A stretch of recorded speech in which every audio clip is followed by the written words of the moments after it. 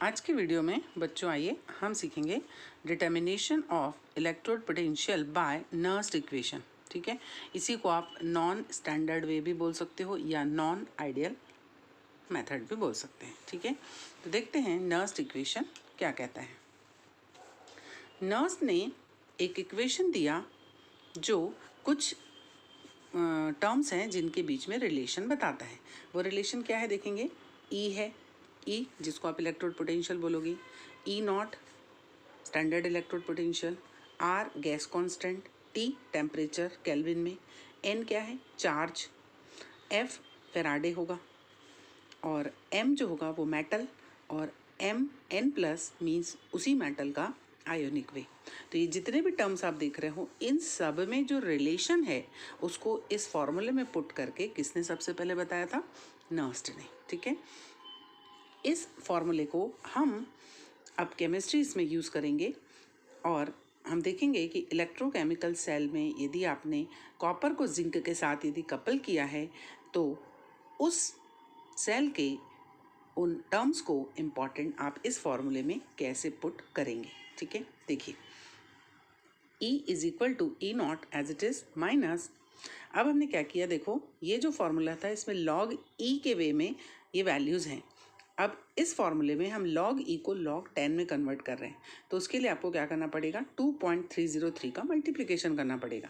तो वही हमने किया, देखिए ये एज इट इज़ उतारा माइनस 2.303 का मल्टीप्लिकेशन कर दिया, बाकी सेम RT अपॉन NF, तो log E की जगह हो जाएगा log 10 M upon MN plus. ठीक, आगे सॉल्व करिए। E इज इक्वल टू, अब E नॉट माइनस को यदि आप प्लस करते हो, ठीक है, तो आपको क्या करना पड़ेगा, इस टर्म को ऊपर कर दो, इस टर्म को नीचे कर दो, तो बाकी सेम ये एज इट इज़ log 10 और ये आपने चेंज कर दिया। ठीक है, तो माइनस की जगह आप प्लस लिख सकते हो। ठीक है, अब सॉलिड के लिए m जो होगा उसकी वैल्यू क्या होगी, 1 होगी, आइडियल वैल्यू होगी, यूनिट वैल्यू होगी, तो आप इसको निग्लिजिबल यहाँ पर मान सकते हो। क्या बचा, E is equal to E naught plus ये एज इट इज़ log 10 और क्या बचा एम एन प्लस। कब, जब सॉलिड के लिए m इज इक्वल टू होगा 1।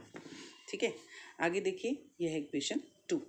अब क्या करेंगे हम, put the values in equation 2। कौन सी वैल्यूज़, ये जो अपना फिक्स वैल्यूज़ होती हैं उनको।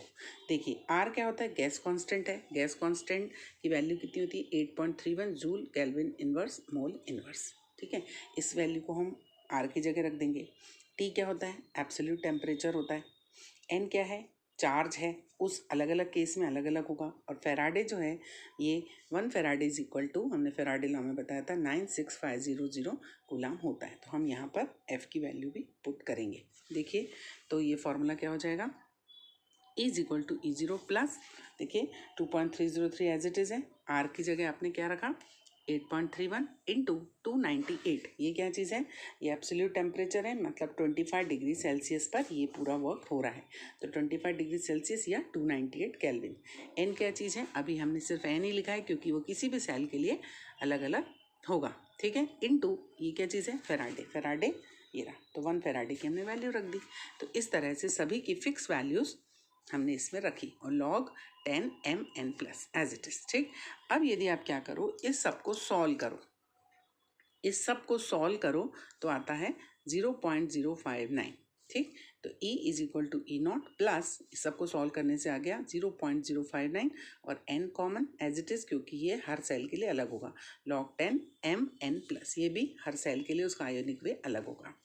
ठीक है, चलिए अब हम बात करते हैं जो गैल्वेनिक सेल मैंने पढ़ाया था आपको, इलेक्ट्रोकेमिकल सेल, उसमें हमने क्या किया था, जिंक को इधर लिया था LHS तरफ और RHS तरफ हमने कॉपर लिया था।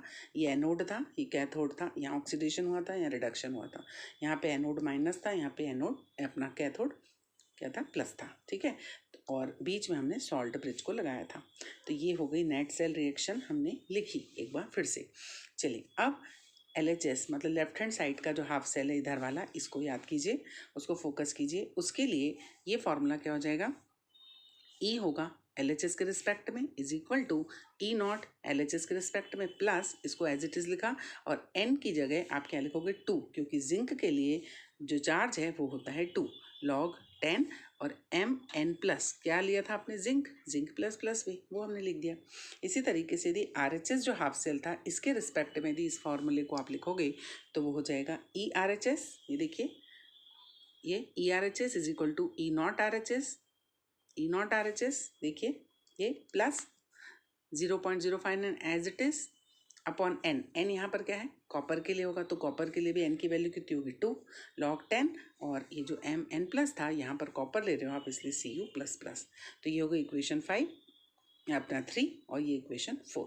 अब क्या करिए, इक्वेशन 4 में से 3 को माइनस कर दीजिए, ठीक है। देखिए ERHS minus ELHS is equal to ये माइनस ये लिख दिया, प्लस अच्छा इन दोनों में क्या है 0.059 अपॉन 2 कॉमन है, इसको कॉमन ले लिया, फिर log 10 ये माइनस ये, देखिए ये हमने ये कर दिया।